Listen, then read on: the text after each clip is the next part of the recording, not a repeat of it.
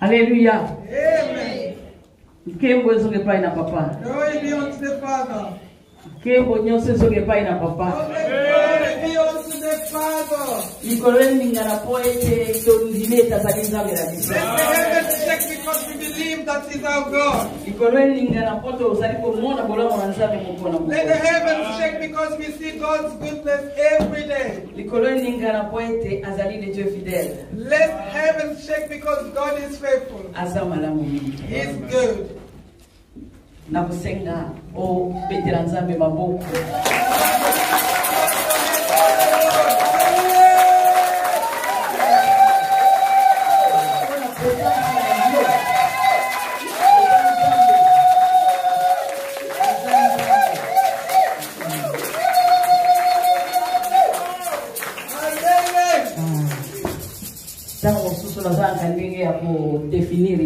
Sometimes I don't know how to define him. Sometimes I'm short of words to tell him. My children know me. When they hear me saying, you are the Father, they understand what I'm trying to say. And every time I'm saying, you are Father, that sentence is changing so many times. If I say, you are the Father, what I mean is that you are great. When I carry on saying, you are the Father, in my heart, I mean, you are full of compassion for us. That's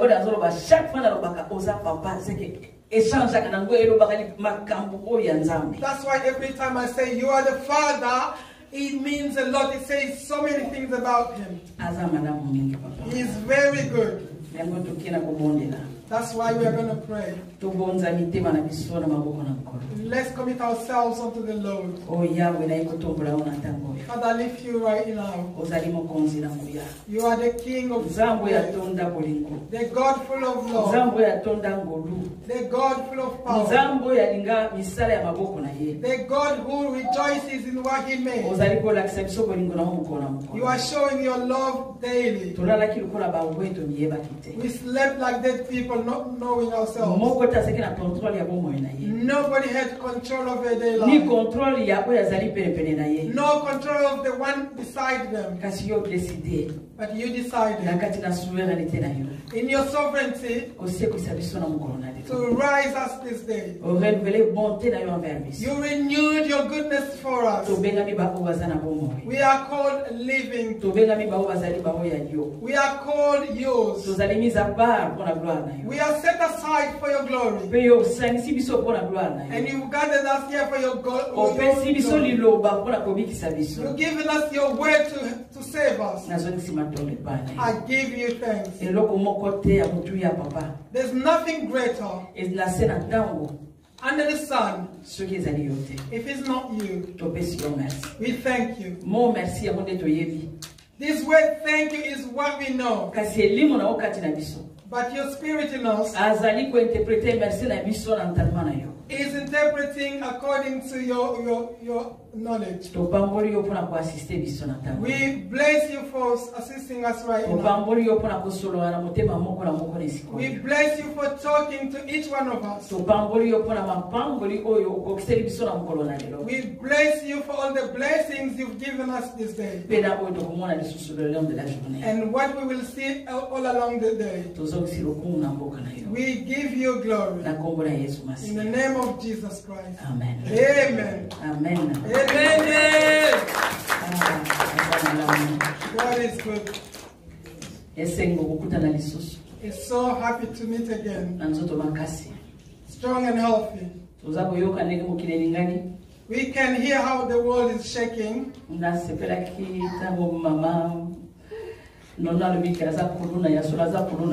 I was happy when Mama Nono called it Kuluna because it is really Kuluna. We don't even need it. It's useless, but see how he's shaking people. But the Lord told us one word. Do not fear about what can only kill the body, but fear the one who can kill the soul and send it to hell.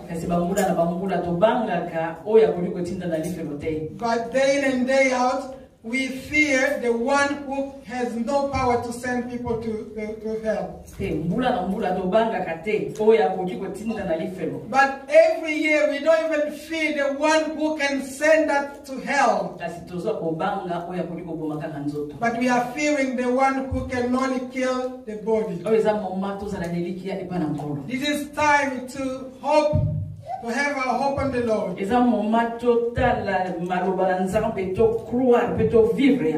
is the time to look at the word of God, live it and believe it. This is the time to live the word of God. Job said, j'ai entendu parler de toi. I've heard about you, but my eyes have seen you. We always hear about God existing, but right now we want to see Him. We want to experience Him. As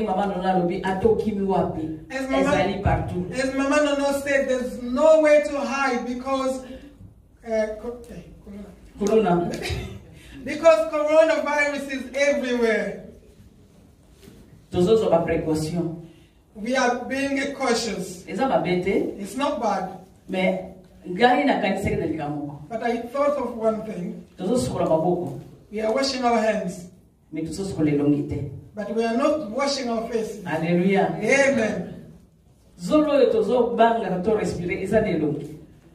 The nose that we are fearing to breathe from is on our face. And wherever we're going, them viruses are flying all over our face. I'd like us to wash our hands as well as our faces. Amen. Amen. But there's something above all, and that is, or someone above all, and that is Jesus. Amen. Amen. Today is Mother's Day. We will talk about as mothers and families. We chose this because we've seen what's going on around right now.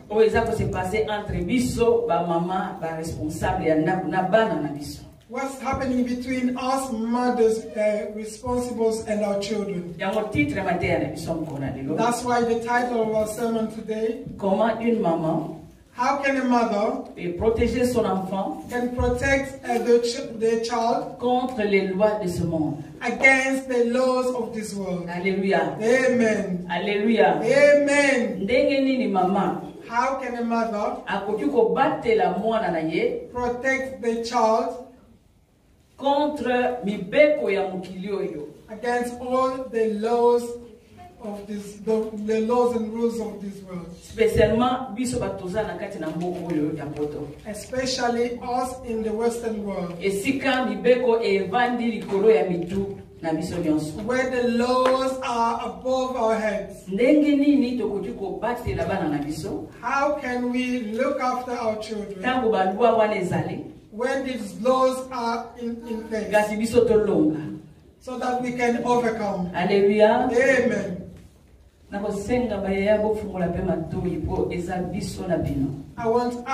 want you children to really open your ears, because this concerns you as well. Let's go to the book of Exodus chapter 2, verses 1 to 10. This story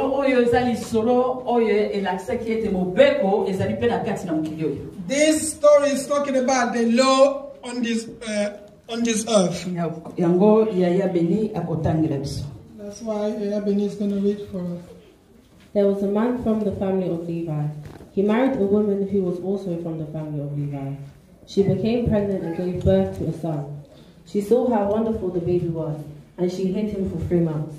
But after 3 months, she was not able to hide the baby any longer.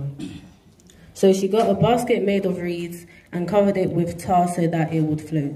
She put the baby in the basket. Then she put the baby among the tall grass at the edge of the Nile River. The baby's sister stood a short distance away.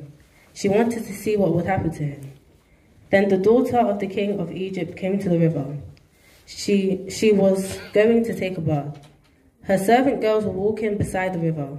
She saw the basket in the tall grass, so she gave her slave girl to get it. So she sent her slave girl to get it. The king's daughter opened the basket and saw the baby boy. He was crying and she felt sorry for him. She said, "This is one of the Hebrew babies." Then the baby's sister asked the king's daughter, "Would you like me to find a Hebrew woman to nurse the baby for you?" The king's daughter said, "Yes, please." So the girl went and got the baby's own mother. The king's daughter said to the woman, "Take this baby and nurse him for me. I will pay you." So the woman took her baby and nursed him. After the child had grown older, the woman took him to the king's daughter. She adopted the baby as her own. The king's daughter named him Moses, because she pulled him out of the river. Amen. Amen. I believe we've got our Bibles and we've read. Been read for fellows to understand it well. This is Moses' story. We can see that Moses born.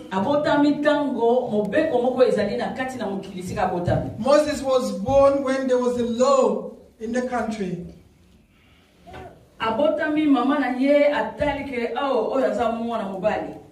He was born and the mom noticed that he was a boy. Why did she hide him?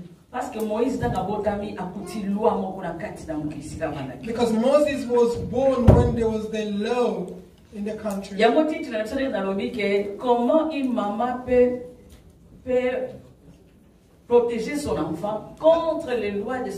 That's why the title of the sermon says, "How can a mother protect the child against the laws of this world?" Moses was born while the law was in place. And that law was against his life. But the mothers looked at the child and said, "I cannot abandon this child." And she hid him for 3 months in the house. I would like us to really know what was the law. What was the law that led Moses' mom to hide him? Let's go back to the chapter 1 of Exodus. Please read the whole chapter. When Jacob went to Egypt, he took his sons, and each son took his family with him. These are the names of the sons of Israel: Reuben, Simeon, Levi, Judah, Issachar, Zebulun, Benjamin, Dan, Naphtali, Gad, and Asher. There were a total of 70 people who were descendants of Jacob. Jacob's son Joseph was already in Egypt. By some time later, Joseph and his brothers had died, along with all the people who had lived at the same time. But the people of Israel had many children, and their number grew greatly. They became very strong, and the country of Egypt was filled with them. Then a new king began to rule Egypt. He did not know who Joseph was. This king said to his people, "Look, the people of Israel are too many, and they are too strong for us to handle. We must make plans against them. If we don't, the number of their people will grow even more. Then if there is a war, they might join our enemies. Then they could fight us and escape from the country." So the Egyptians made life hard for the people of Israel. They put slave masters over the Israelites. The slave masters forced the Israelites to build the cities Pithom and Ramses for the king. These cities were supply centers in which Egyptians stored things. The Egyptians forced the Israelites to work even harder. but this made the Israelites grow in number and spread more. So the Egyptians became afraid of them. They forced the Israelites to work even harder. The Egyptians made life hard for the Israelites. They forced the Israelites to work very hard making bricks and mortar. They also forced them to do all kinds of hard work in the field. The Egyptians were not merciful to them in all their hard work. There were two Hebrew nurses named Zipporah and Puah. These nurses helped the Israelite women give birth to their babies. The king of Egypt said to the nurses, "When you are helping the Hebrew women give birth to their babies, watch. If the baby is a girl, let them live. But if it is a boy, kill it." But the nurses feared God, so they did not do as the king told them. They let all the boy babies live. Then the king of Egypt sent for the nurses. He said, "Why did you do this? Why did you let the boys live?" The nurses said to them, "The Hebrew women are much stronger than the Egyptian women. They gave birth to their babies before we could get here." God was good to the nurses, and the Hebrew women continued to grow in number, so they became even stronger. Because the nurses feared God, he gave them families of their own. So the king commanded all his people, Every time a boy is born to the Hebrews, you must throw them in the Nile River, but let all the girl babies live. Amen. Amen. That's why I said we should know what that law was. We know that Israelites were slaves in Egypt. They lived there and they were multiplying. They really took over. Egyptians treated them as animals.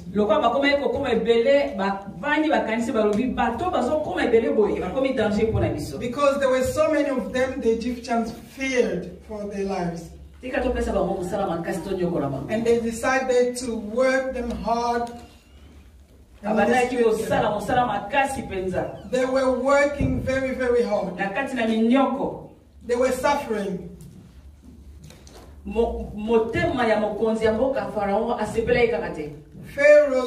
Pharaoh was not even happy.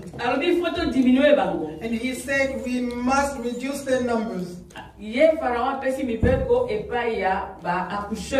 And Pharaoh ordered the midwives. And he said if those Hebrew women give birth, if it's a boy, kill him. And if it's a girl, let them live. But the midwives were not happy with the king's laws. Because they feared God. And they said we cannot do this. We cannot kill someone's baby. So they let Hebrew women give birth and keep their children.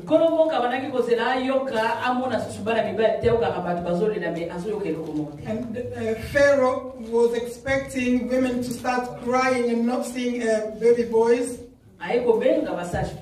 And he called the midwives. He said, how come I gave you, I ordered you to do things but you're not doing them? And because the midwives were fearing God, God gave them wisdom.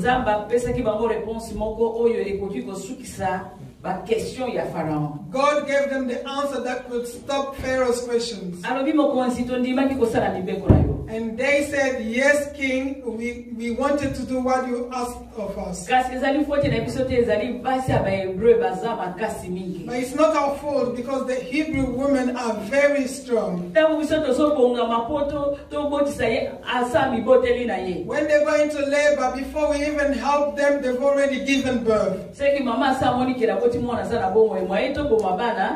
Because the mom has realized that I gave birth to a healthy child, so I cannot kill him. And Pharaoh was not happy.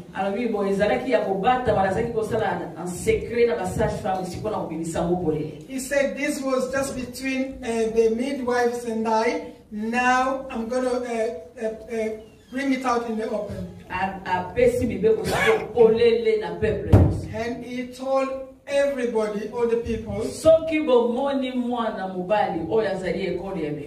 if you see a Hebrew boy, kill him. Hallelujah. Amen. Hallelujah. Amen. This is the law. If you see a Hebrew boy, kill him. If it's a girl, let her live. Chapitre 2. That's why we looked in the second chapter. When Moses' mother was pregnant, she didn't know whether she's going to have a boy or a girl. And when she gave birth, she realized that he was a boy. And he said that the king wants all the baby boys to be killed. This is the law. You must abide by it. But Moses' mom said, my handsome boy, there's no way I'm going to kill him. I will hide him.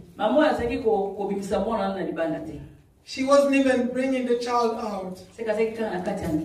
Because that means she was just stuck indoors with her child.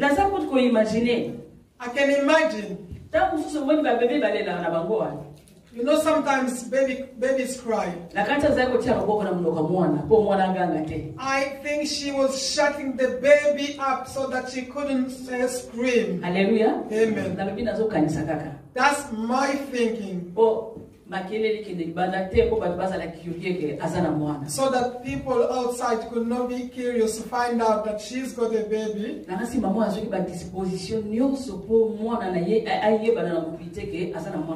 I believe she was well prepared so that nobody would find out that she had a baby boy.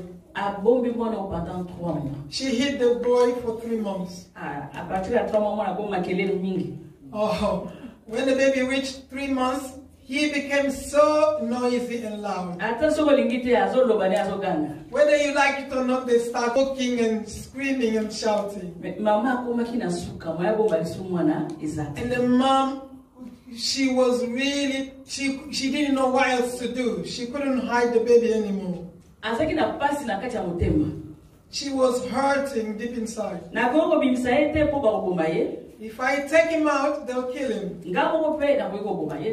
I cannot kill him either. I cannot throw him away. What can I do? She had so many questions. Question after question. And she didn't have any answer. Hallelujah. Amen. Let's go back to the title. How can a mother bring up her children? How can she protect her children against the laws of this world? I'm going back, I'm talking about us living in the Western world.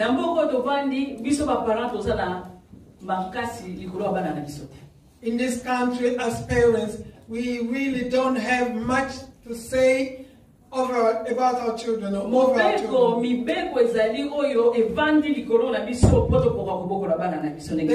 There are laws that are set so that we cannot bring up our children the way we want to.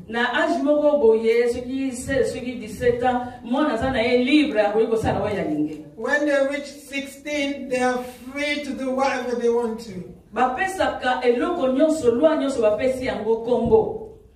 There's a name for every law. When a child reaches 18, they say, just leave them, they've grown up, they're an adult, they can do whatever they please.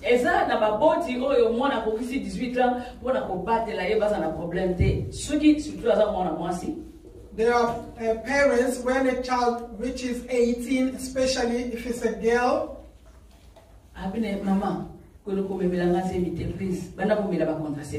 please.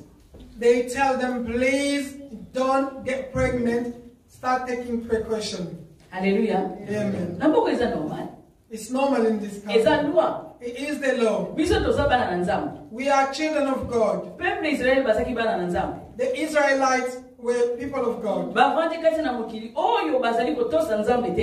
They lived in a country where God's law were not even respected. What could they do? Hallelujah. Amen.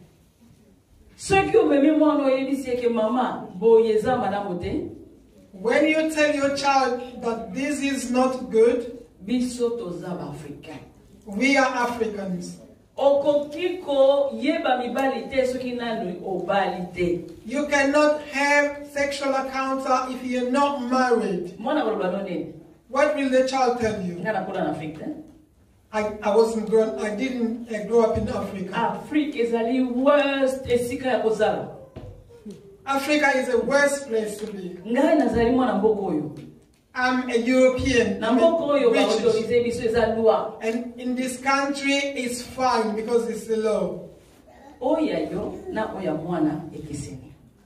Your belief and that of the child is different. Hallelujah. Amen.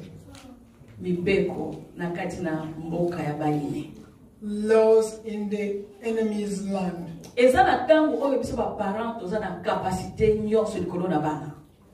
There is time that we have all of the authorities over our children.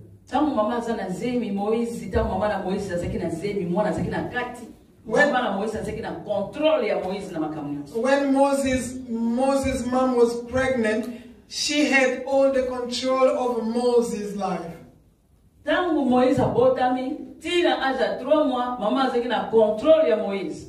Moses was born up to 3 months, she had control over him. But after 3 months, she has problems. Hallelujah. Amen. The same for us. In this country where we are living, yes mom, yes mom, yes dad. There's an age when a child says yes mom, yes dad to everything. Why? And when they reach a certain age, they're asking you why. I'm free. And at a certain time they say it's really. Hallelujah. Amen. Hallelujah. Amen. What can we do to bring our children up? These laws are killing our children. They are derailing our children. We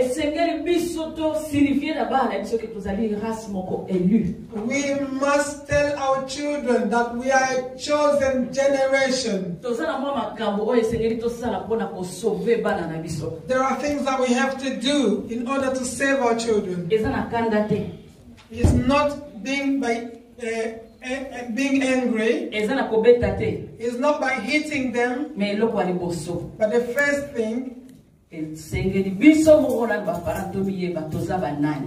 first thing, as parents we must know is who we are. Hallelujah. Amen. We must know who we are.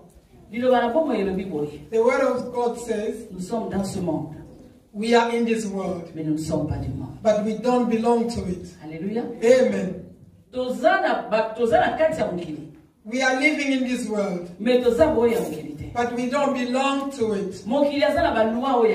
This world has its own rules. And because we belong to God, He has His own rules as well.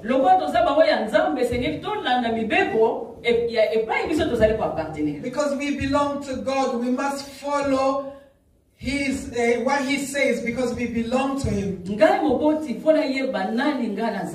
As a parent, I must know who I am. And I will tell my child who I am. Because we belong to heaven, our priority is to know the will of God. Alléluia. Amen.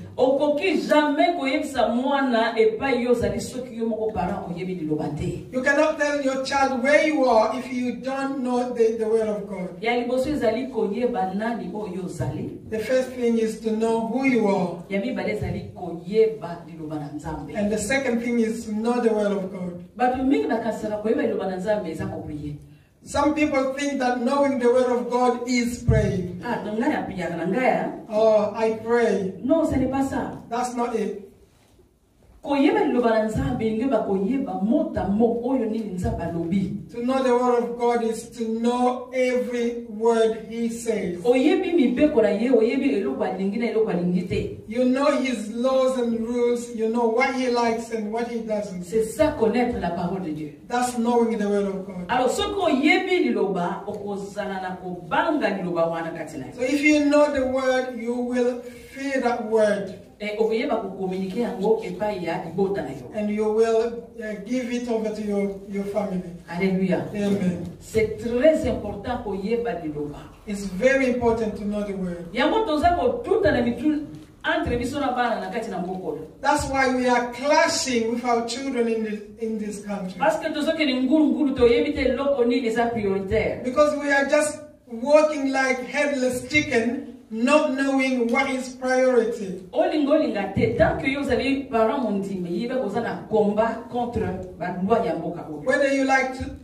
like it or not, as a believer parent, just realize you have to know that you have the war against the laws, the rules of this country. Hallelujah. Amen.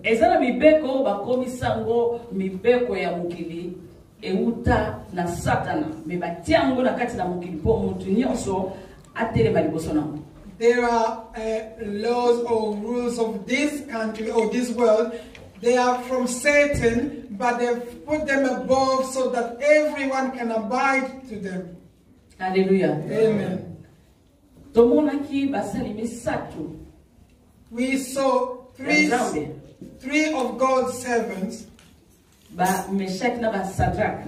Is Meshach, Shadrach, and Abednego. Bazalaki na kati na mukili oyo balobiete ifo bagumba melanzambe na bango roi ya mboka wana. And they were ordered to bow before the king of that country. Bazalaki na 3. There were only 3 of them. Contre mukili mobimba. 3 against the whole world. Oya celui boyoki trompete beti oya kokumba mela mukilite mokonzite. And there was an order: if you hear the trumpet sound and if you do not bow for the king, you will be thrown into the fire. Hallelujah. Amen. That was the law. That was the law of the world. But those 3 men, they said no. We know that we can only bow before the one who created heaven and earth. Do you think they just said it lightly? It's because they knew the word of God. They knew the word of God. And they said, we cannot bow before anyone else beside God. And we saw that they threw them in the burning fire. And the Bible says that fire was heated 7 times more. They threw them into it, but they were not burned. Because they knew who they were worshipping. Amen. They were living in the enemy's land. But God was with them. The rules of this country are killing so many parents. Youngsters, please listen to me carefully. You know that we love you a lot.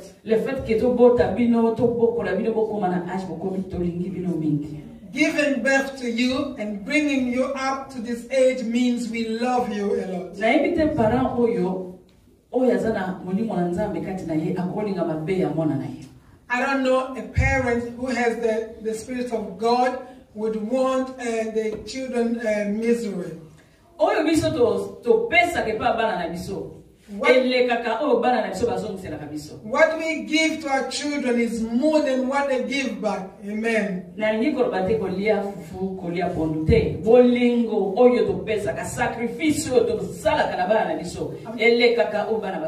not talking about eating pondu or semolina or rice, but I'm saying that the sacrifices that we make for your children are more than what you give back. It is what it is. Because that's how God made it. That is responsibility. That's why children do listen. Those rules or laws can be shining for you. But deep down, there's death hidden. That's why I said so many parents are dying. So many people are getting sick in the early age. When they think about how they kept you inside for 9 months.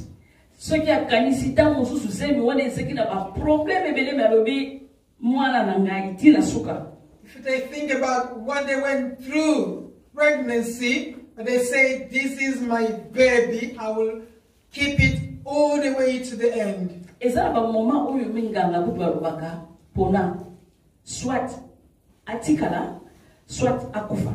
are times when doctors give us the choice whether you have to decide whether to keep the baby or to leave it, or to lose it, sorry.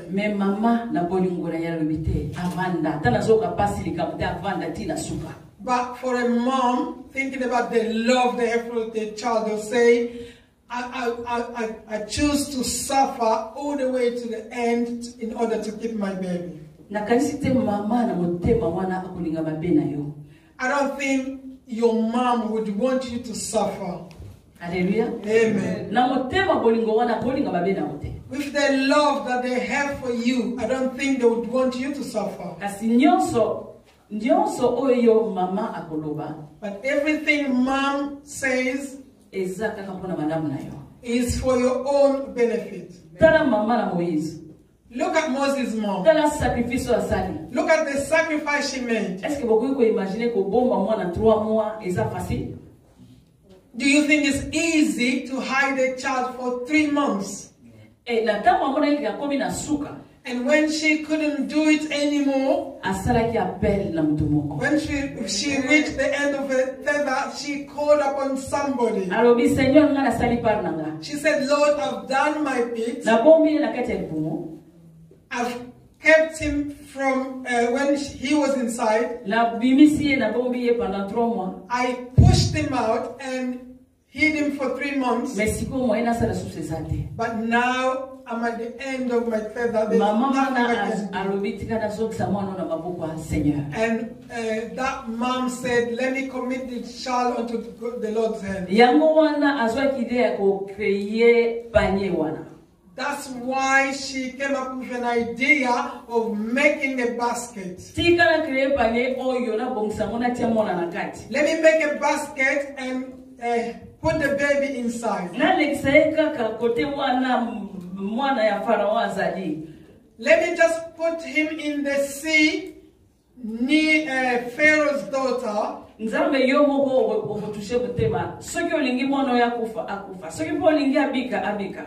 God is up to you. If you want the child to live, he will. If you want him to die, then let it be according to your decision. Hallelujah. Amen. Just look at the stages that we are going through. If I'm encouraging you as a mother here, and want you to do your bit. As Moses' mom did. Amen. She hid him inside the belly. She hid him outside for 3 months. When she reached the end, she committed him to God's hands. Hallelujah. Amen. Our children are giving us a headache. And I'm asking you, Mom, do not get tired. Do not give up and get tired. Just be like Moses' mom. You do your bit. When